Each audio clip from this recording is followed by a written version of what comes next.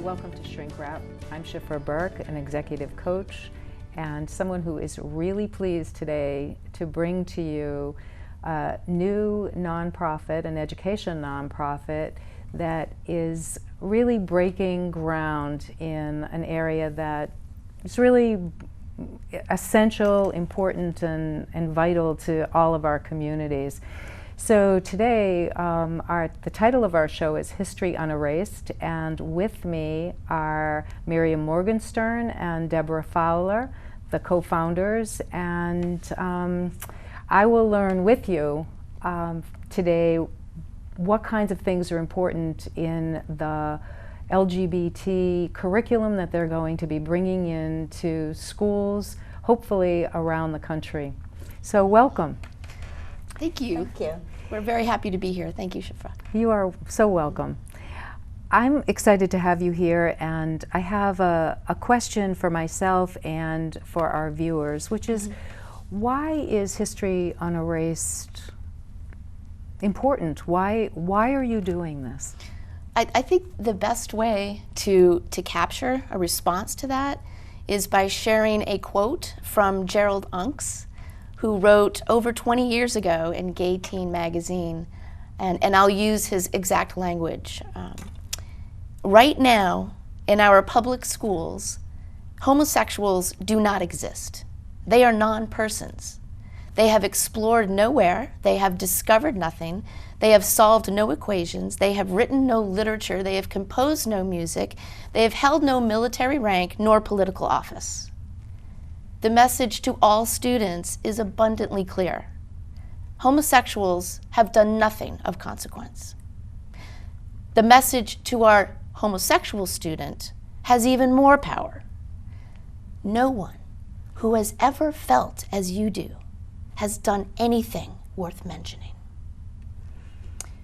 So History UnErased, we are working to correct the profound problem that this silent and stifling vein has perpetuated in our classrooms, in our communities, in our collective consciousness.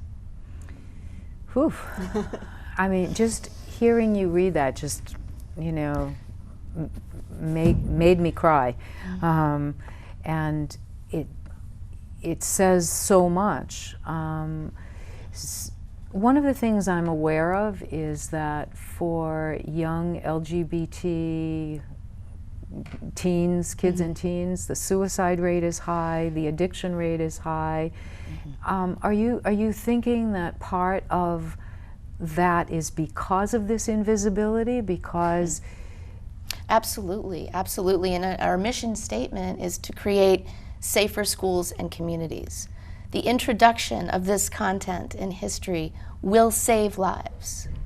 Our transgender, for your audience who may not know the acronym, LGBTQ is for lesbian, gay, bisexual, transgender, and queer.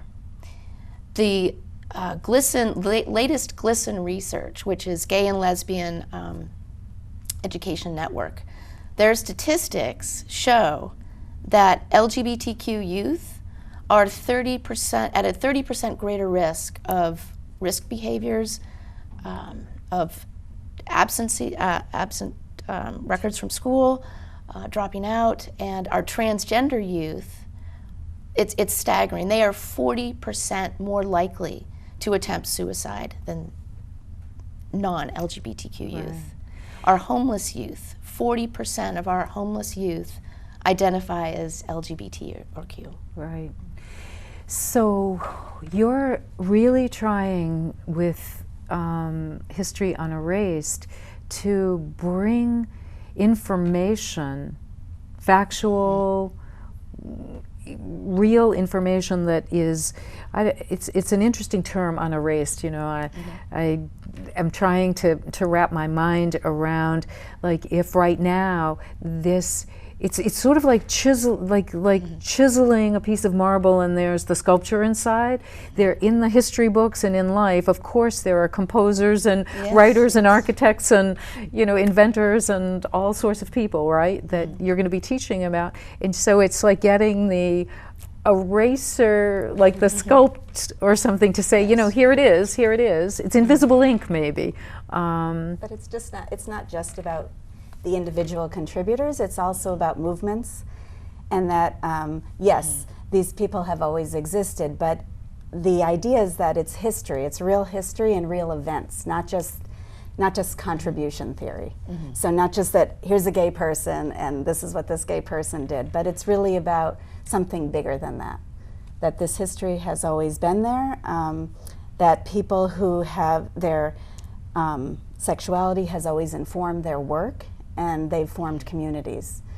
It's also not just about victimization. So it's not just about, oh, this person who was hurt because of his sexuality, but it's much bigger than that. And so, can you say another sentence or two, Miriam, about bigger? What does that look like? How do I understand that? Yeah, so for example, I was researching the Harlem Renaissance, and I looked up lesson plans on the Harlem Renaissance, and I read all sorts of, I saw all sorts of websites dedicated to teachers about the Harlem Renaissance, but really not mentioning that there was this LGBTQ component to the Harlem Renaissance. So as I dug deeper, it's a crucial part of the Harlem Renaissance, this free expression of individuality. Women who would perform dressed as men, and were very free about that. Even though it wasn't open and public and people weren't advertising, it was still very free. So it's an important part of history, and when we study the Harlem Renaissance, and if we don't study that there was this LGBTQ history involved in it, we've erased history. And so what we're trying to do is really to get to that, to get to the deeper history, the real history. We're not making it up. Yeah, and so I'm particularly paying attention to the fact that you're heterosexual. I am. Right? And you have this very strong investment. Can you say something about, like? Yeah. So I've always considered myself a social justice educator, and my teaching hasn't been informed by that, and it's not about having, trying to get students to think the way I think. It's trying to have students be open and to really analyze materials. So I've been a high school teacher for 20 years. I just left the high school this past year. Award-winning, I might add. And so I think that part of my teaching is that teaching is about participation in our democracy. Teaching is about social justice, and there's a human element to teaching that's really important to me. Got it. Well, I think it's, as a heterosexual myself who has lots of interest, I'm not sure for me all of the reasons, maybe my parents being Holocaust survivors and being discriminated against, being, I wouldn't say bullied, but certainly harassed as a young person in Lowell. Growing up as, being a Jew was not such a great thing in the neighborhood I grew up in. I'm not sure if it's that or if it's just sort of people are people, and what are we doing?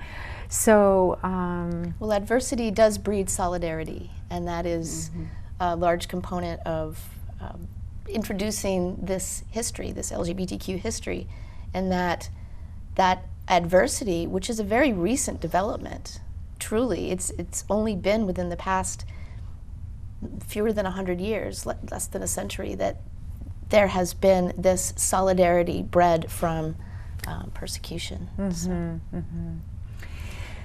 So we were talking about why, and you gave that really powerful quote. Are there any other whys for you that we should talk about before we move to, what is it that you're teaching, and what more are you hoping for? Well, I think it's critically important that our students, our young people, are able to connect what they are experiencing in social media and pop culture, in the news, legislation, that they are able to connect with that in their real world, in a very diverse global community now, with content in the classroom that helps them navigate that and become more sophisticated contributors in our society. So I'd like to really understand what you just said, Debra, but I need something really concrete. Yes. So is there an example that comes to mind for you where something you would teach would do what you just described? Immediately comes to mind the lavender scare.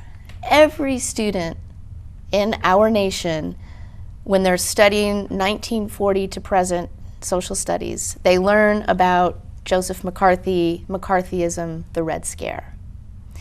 At the same time, they need to learn about the lavender scare and Eisenhower's Executive Order 10450 that disallowed homosexuals in government offices and positions. And the witch hunt that took place for 2 decades in our nation that cost people not only their jobs, tens of thousands of people lost their jobs, some lost their lives, and there is a very inextricable connection between the Red Scare and the lavender scare, and why homosexuals were considered a security risk. Gotcha. So what you would be doing, shifting now a little bit, is you would be creating curriculum for teachers to use with their students that sound very these are very practical kinds of, like erasing the I don't know what word it is, the history that isn't being there. I guess we're going to have to figure this out off air. My strangle with this word or struggle with it. But basically what you're doing is you're bringing forward all these pieces of movements and individuals that you think the teachers that are important in history, social studies, in government, in politics, that aren't being talked about. But it's complicated. It's so complex and complicated, and it's not equal to adding another chapter in a science book. Right. This gets to the core of people's belief systems, their personal philosophies and cultures. It's very complex, and what we are doing with History UnErased is acknowledging that and helping school educators and staff members bring it forward and navigate through it and get to the next step. So if I understood what you're saying, I like the metaphor of this isn't exactly another science chapter. This is replete with a lot of emotion.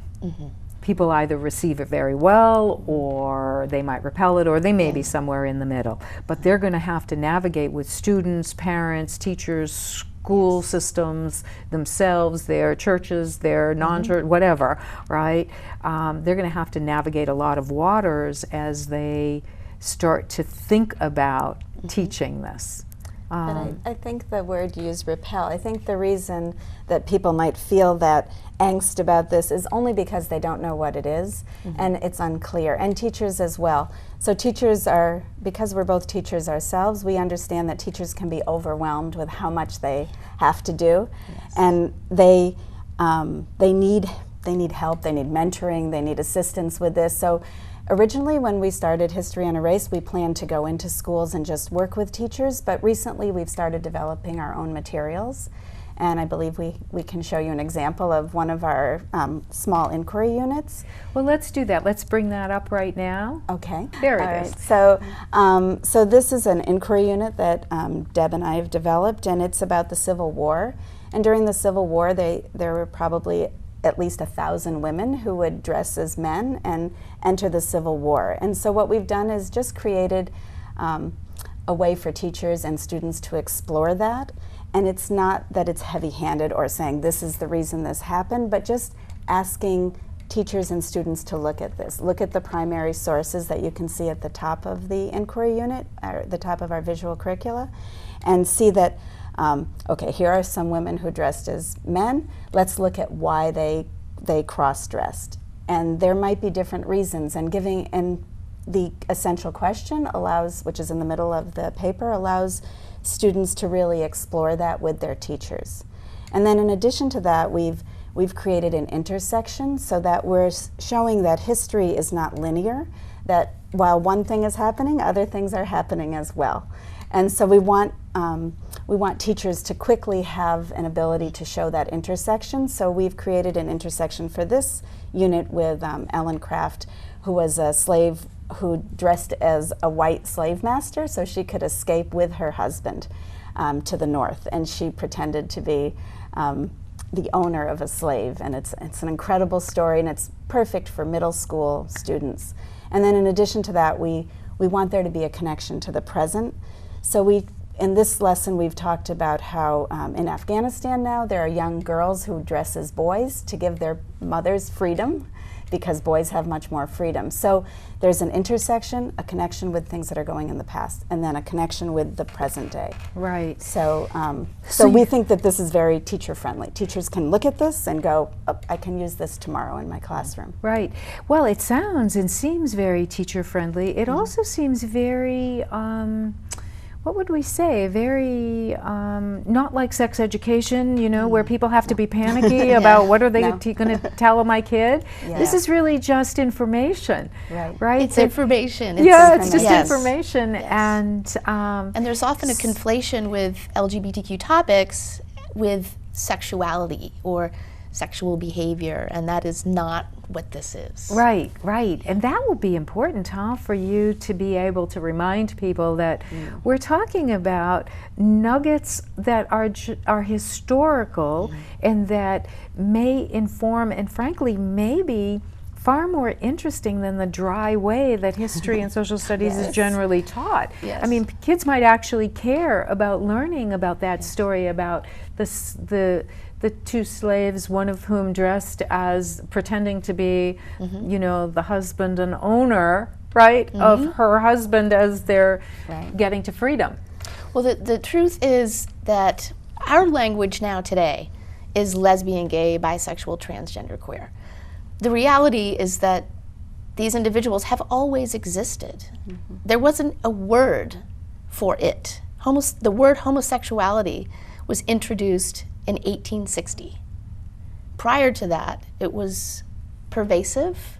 These people existed. It wasn't a focus, but it wasn't hidden or diminished either, generally.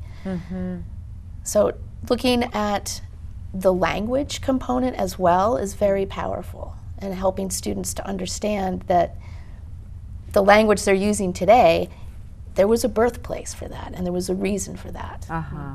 Right, and that it's a construct. It's a construct, Yeah. yes, exactly. Yeah. And becomes an us and them rather than this is kind of the way humanity is. That's Yes. right. Huh, interesting. So it's really a reimagining of equality in our classrooms and our culture and our consciousness. Yeah, And it begins in the classroom with what we teach our children. right. Well, it's been exciting to hear a little bit about how quickly things are catching fire for you. You've done 2 teacher workshops that sound like they were very well received. Is that, I mean, is that accurate? Yes, I we humbly say they were phenomenal. So, and these were your first 2, and Yes. teachers came in from all over the place, right? All over New England and beyond. Yes. And they had 3 days of the kind of curriculum that you were just sharing with our viewers. They had to learn it speaker. first, so we worked on introducing them to the content and its relevancy for themselves, Yeah. as well as relevancy for the curricula that they are already teaching. And then we also worked with them as far as the social emotional aspect and really teased out their individual considerations and complexities, as well as navigating through the potential, what they imagine will be the potential complexities they'll face in their contexts. Yeah. So those complexities, that was very nice neutral language. Sounds like they're expecting to encounter some resistance. Yes. And Yes. that resistance presumably will be parents who are, they're worried that parents will be upset, or somehow that some parents will be upset? Or is there other worry for them? I think they're concerned, yes, about parent reaction maybe, but also just about their own comfort with the language, their own comfort in presenting this information. And so we spent a lot of time just talking about language. A lot of the teachers, especially teachers of my age group, are very uncomfortable with the word queer. Right. And so that's a word that's young people use very easily and without it having a pejorative meaning. But for people my age, or around my age anyway, it's a very uncomfortable word. So several teachers expressed that. They when we did little exit cards asking what were you still uncomfortable with, many of them mentioned that, and they mentioned the language. Like, we want to do this, but we don't really know how to do this. Mm-hmm. So I think that part of the workshop is we're teaching the history, we're respecting teachers and honoring teachers, because again, we're teachers ourselves and we understand what good professional development means, and that we don't want to be talked down to, that we're lifelong learners. All teachers I know are lifelong learners, and so we want to give them the information, but also to deal with that discomfort that they might have around language and other things. So that seems vital, huh? That you would help desensitize them, sensitize and desensitize them, so that they are able to actually do this. Comfort with discomfort. Comfort Yes, with that's what we discomfort, said. and getting to the point where they understand where their speed bumps are, and helping maybe reduce down the size of the and trouble. the students are ready. Yes. They're hungry for this. They're asking for it. And we, Miriam and I, have had the fortunate position of having some autonomy in our classrooms, or taking liberties. I'm not sure how we want to say that, but we have introduced our students to this content. And invariably, their visceral response is anger, that they haven't learned this before. They feel cheated. Wow. So that brings me, what a great segue, that brings me to my next, which is we have just probably 2-ish minutes left. And if teachers, parents who are watching wanted to bring you into their school district, which they can do, right? They don't need to wait for your next 3-day workshop. They can bring you into their district. Yes. Then how do the parents who are watching, or the teachers who are watching, what do they do to get you in and talk with you? So one thing that they can do is we can also talk to parents first before we even go into a school. So there's a lot of parent groups that are connected with schools, and we would love to speak with them and dispel any myths about what we're doing, and address that concern that parents have. So that's one way, just to go in and speak with parents. Yes, so they can contact their district, they can reach out to the superintendent. If their district has a director of curriculum, that would be a great person to reach out to as well. School principals. The parents are a really powerful source of support, and it will bring tremendous comfort for the districts themselves to have the parent initiating this in their schools. Okay. So our website, historyunerased.com. Right, which is hopefully has been shown under your names throughout this show. And I would say in semi-closing that people could also donate money, right? Yes. Because at this stage you're really needing that. We are. Yes, and the donations are tremendous, because there are many districts that may want to bring us in, but they have budgetary restrictions and constraints. So if History UnErased wants to raise money so that we can go to the districts and say, we have this to offer you if you